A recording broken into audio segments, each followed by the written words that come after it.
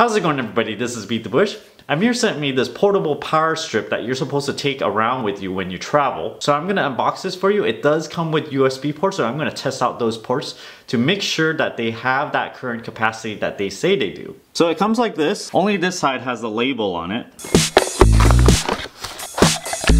It comes with all these international adapters. And it looks like you can just connect them together so it can take up a little less space when you're traveling. The bag. You can go up to 1,250 watts. Max current looks wrong because it's not 15,000 amps. It's probably only 15 amps. USB charger power rating, 5 volts, 6.8 amps. I think this is aggregate for all of them together. So here's the 1 amp, 1 amp, 2.4 amp, 2.4 amp. And I mean, it has your 4 outlets. These are the usual suspects of things I need to charge. So I'm gonna see if I can plug all these in and possibly fit all of them on here. If you have any of these bulky camera battery chargers, if you plug it into one of them, well, look, you can't plug anything next to it, nor this one. So what can I do here? Maybe I can plug this one that's a little bit narrower. This one barely fits too. So it looks like these guys are best designed for like actual plugs where you plug it in like that. It looks like I can only plug 2 things with this power strip actually. An important aspect, of course, is how much it actually weighs, because when you're traveling you want to be as light as possible. So this thing by itself will cost you about 15.5 ounces or about 1 pound. And these little plug things, if you add that to it, it'll be 1 pound, 2.5 ounces. So over here I have a power supply connected to this USB thing through a load resistor here. If it's not connected, it's correct at about 5.2 volts. But once I connect it, it drops it a little bit, so it's understandable.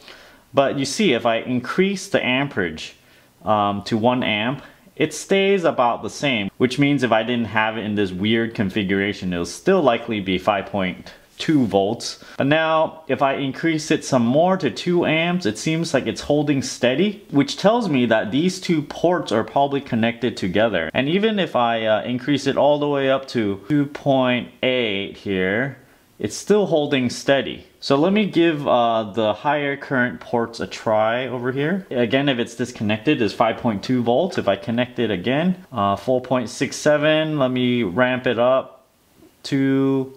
It's supposed to be able to handle 2.4 at least, and it looks like it does it. I can go beyond that. Likely because these 2 ports, the current is likely shared, so each port can probably supply a bit more than 2.4. If you look very carefully at the screw, it's a tri-tip screw.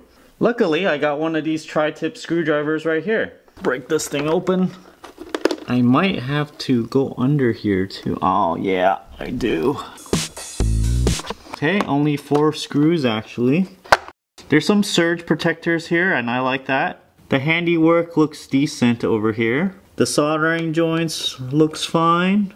It looks like it goes through this surge protection here, and then one side of the AC goes over here, goes through this. This connects to the USB stuff.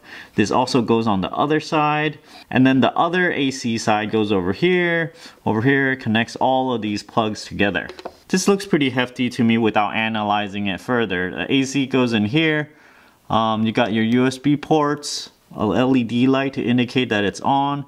There's 2 regulators here. I'm not going to analyze this too deeply. It does say FR4, which is a 4-layer PC board, 1.6 millimeter thick. So I'm not going to analyze this too deeply because I just want to take a look and see the craftsmanship behind it. It looks pretty good to me, so I'm going to put it back and screw it all back together.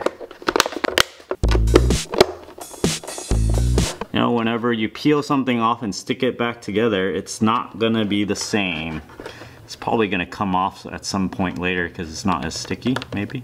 The good thing about this is that it includes all these international plugs. The USB ports really can supply that much power. The AC ports are good as long as you don't have too many of those large charger plugs with batteries. You can plug about 2 wide plugs in, but then it's gonna block the other 2. Perhaps they could have staggered these plugs a little bit, one here, and then maybe this one could just be turned around over here so that, you know, you can just plug every single side there is really without trying to line everything up and have it not fit. If you're interested in getting one of these chargers, I'll leave an affiliate link down in the video description below. Down below, there's also a discount code that you can apply towards getting one of these chargers. Thanks for watching. Don't forget to give me a like on this video. Comment down below. Let me know if you have a travel power strip, because I certainly don't have one of these. If you're interested in supporting this channel, I have an Audible link down in the video description below, Patreon over here, and don't forget to subscribe. Thanks for watching.